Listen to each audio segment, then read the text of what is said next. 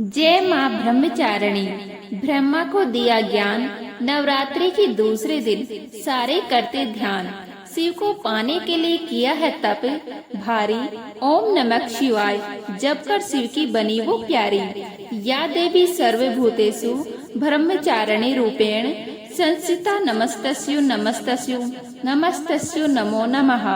प्रिय भक्तों, आज शारदीय नवरात्रि का दूसरा दिन है और आज आश्विन मास के शुक्ल पक्ष की तृतीया तिथि है। आज के दिन माता ब्रह्मचारिणी की व्रत कथा का श्रवण करने से लंबी आयु का आशीर्वाद प्राप्त होता है, सभी प्रकार के सुख प्राप्त होते हैं और व्यक्ति को सभी कार्यों में सफलता मिलती है। प्रिय भक्त जनों, अब आप सुनेंगे माँ ब्रह्मचारिणी की बड़ी ही दुर्लभ कथा। आप इस कथा को बड़ी ही श्रद्धा और प्रसन्नचित मन से सुनिएगा। माँ ब्रह्मचारिणी देवी का स्वरूप पूर्ण ज्योतिमय एवं अत्यंत भव्य है। उनके दाहिने हाथ में जप की माला और बाएं हाथ में कमंडल रहता है। अपने पूर्व जन्म में जब यह हिमालय के घर पुत्री के रूप में उत्पन्न हुई थी, तब नारद जी के उपदेश से उन्होंने भगवान शंकर जी को पति के रूप में प्राप्त करने के लिए अत्यंत कठिन तपस्या की थी। इसी दुष्करण तपस्या के कारण इन्हें तपस्याचारिणी अर्थात ब्रह्मचारिणी नाम से अभिहित किया गया। 1000 वर्ष उन्होंने केवल फल मूल खाकर व्यतीत किए और 100 वर्षों तक केवल शाक व निर्वाह किया था। कुछ दिनों तक कठिन उपवास रखते हुए देवी ने खुले आकाश के नीचे वर्षा और धूप के भयानक कष्ट सहे। इस कठिन तपस्या के बाद 3000 वर्षों तक केवल जमीन पर टूटकर गिरे हुए बेल पत्रों को खाकर वो भगवान शिव की आराधना करती रही। इसके बाद उन्होंने सूखे बेल पत्रों को भी खाना छोड़ दिया और कई हजार वर्षों तक वे निर्जल और निराहार तपस्या करती रही। पत्तों को भी खाना छोड़ देने के कारण उनका एक नाम अर्पणा भी पड़ गया। कई हजार वर्षों की इस कठिन तपस्या के कारण ब्रह्मचारिणी देवी का शरीर एकदम क्षीण हो गया। उनकी यह दशा देखकर उनकी माता मैना अत्यंत दुखी हुई और उन्होंने उन्हें इस कठिन तपस्या से विरक्त करने के लिए आवाज दी। ओ माँ, तब से देवी ब्रह्मचारिणी का एक नाम उमा भी पड़ गया।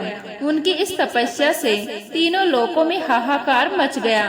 देवता, ऋषि, सिद्धगण, मुनि सभी देवता ब्रह्मचारिणी की इस तपस्या को अभूतपूर्व पूर्ण कृत बताते हुए उनकी सराहना करने लगे। अंत में पितामह ब्रह्मा जी ने आकाशवाणी के द्वारा उन्हें संबोधित करते हुए प्रसन्न स्वर में कहा, हे देवी, आज तक किसी ने ऐसी कठोर तपस्या नहीं की कि जैसी तुमने की है। तुम्हारे इस अलौकिक कृत्य की चारों ओर सराहना हो रही है। तुम्हारी मनोकामना सर्वतः भावेन परिपूर्ण होगी। भगवान चंद्रमौली शिव जी तुम्हें पति रूप में प्राप्त अवश्य होंगे। अब तुम तपस्या से विरक्त होकर घर लौट जाओ।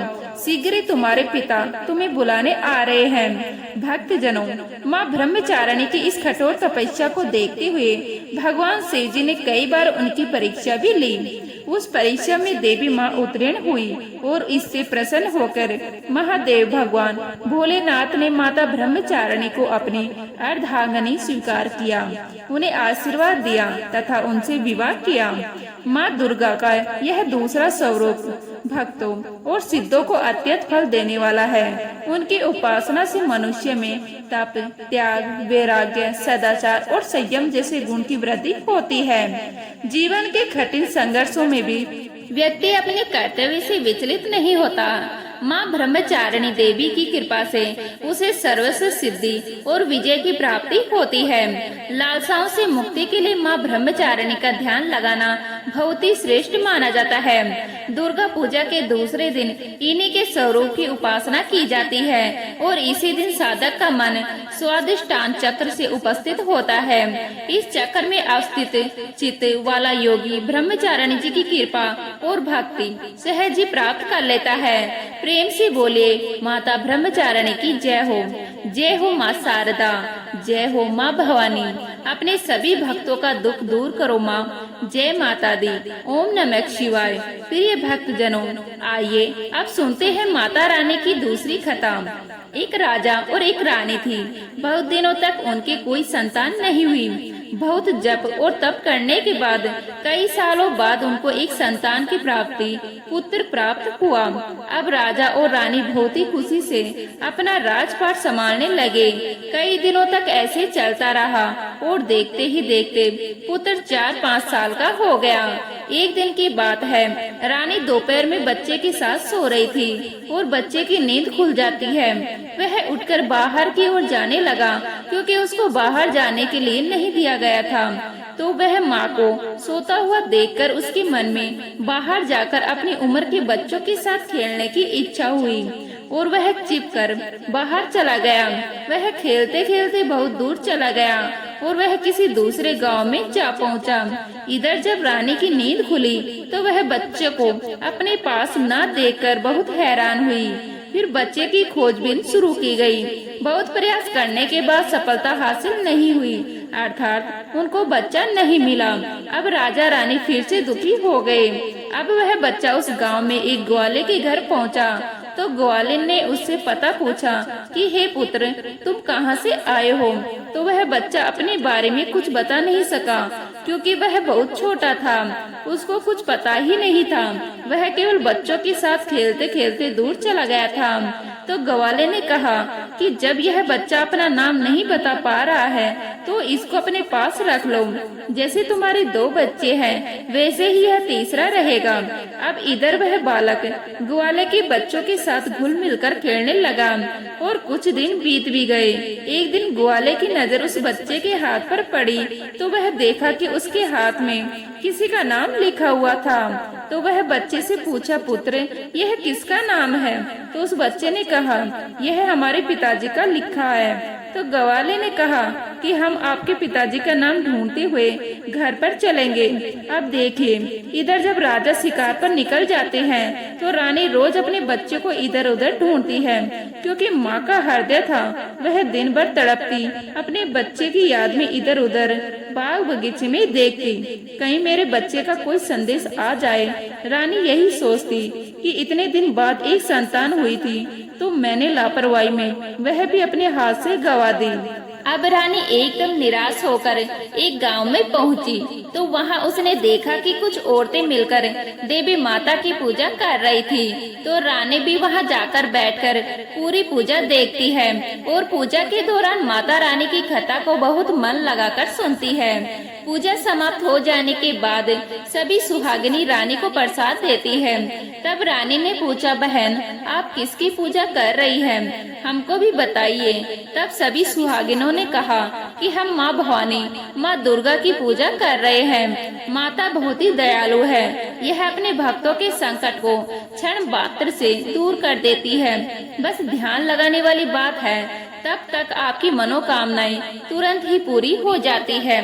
जब आपकी मनोकामनाएं पूरी हो जाए तो आप तुरंत माँ देवी की पूजा करिए और उनकी पूजा को कभी टालना नहीं चाहिए। तो रानी ने अपने मन में सोचा कि अगर माँ भवानी, माँ दुर्गा ने हमारा बच्चा सब कुशल वापस हमारे घर पहुँचा दिया तो हम भी इसी तरह से सभी सुहागिनों के साथ माता रानी की पूजा करेंगे। उधर रानी का यह मन्नत मांगता हुआ और इधर ग्वाला बच्चे को लेकर उसके पिता की तलाश में निकल पड़ा।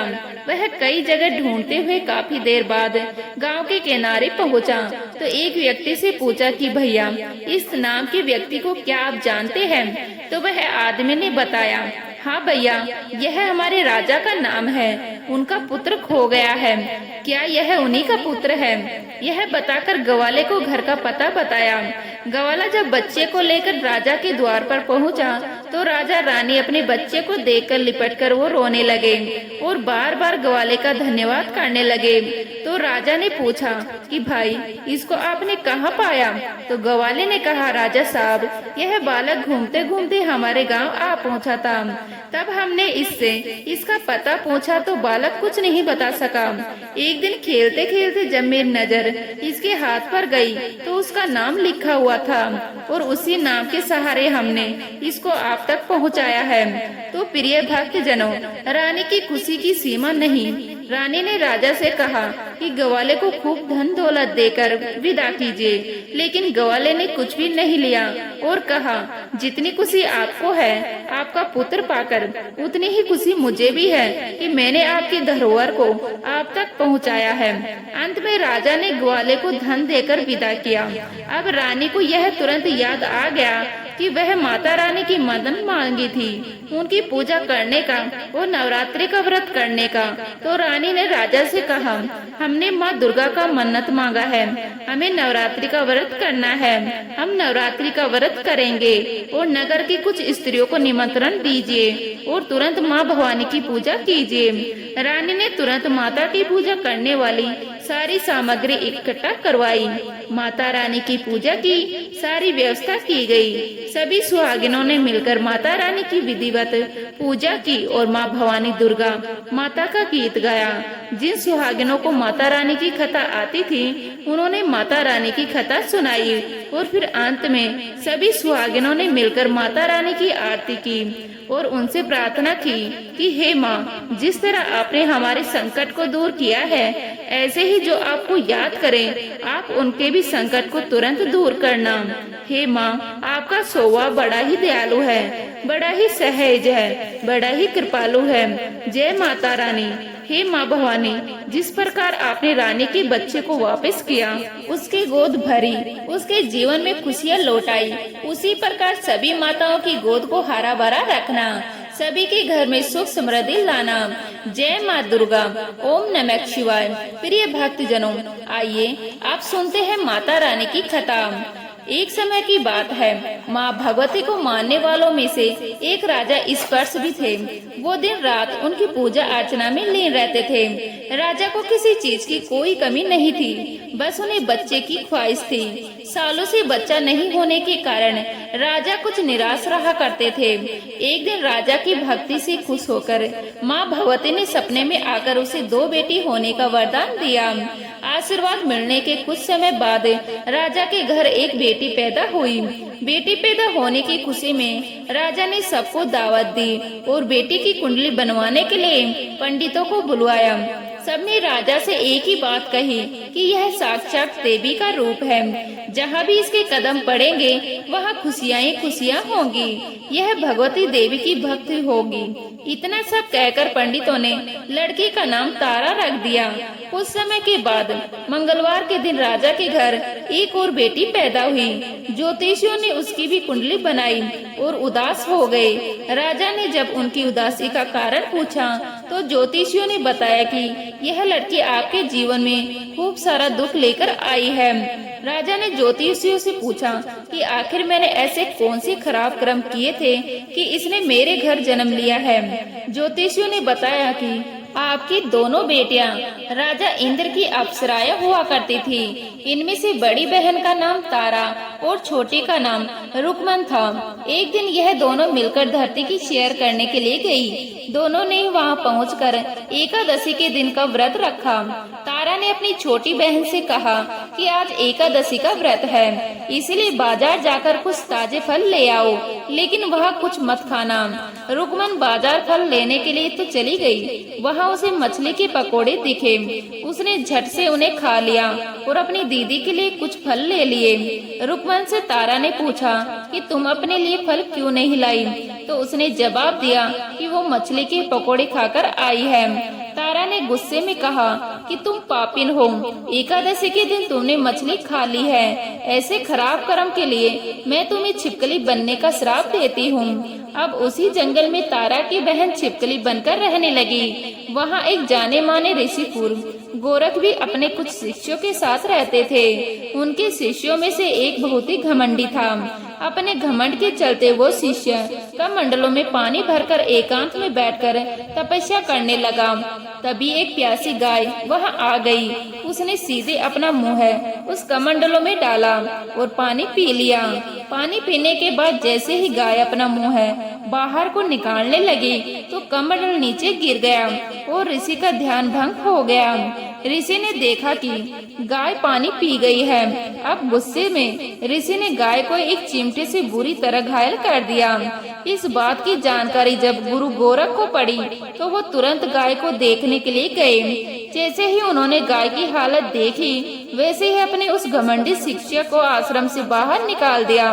कुछ दिनों के बाद गौ माता पर किए गए उस अत्याचार से होने वाले पाप को कम करने के लिए उन्होंने एक यज्ञ करवाया। इस यज्ञ के बारे में गाय को चिमटे से मारने वाले घमंडी शिष्य को भी पता चला।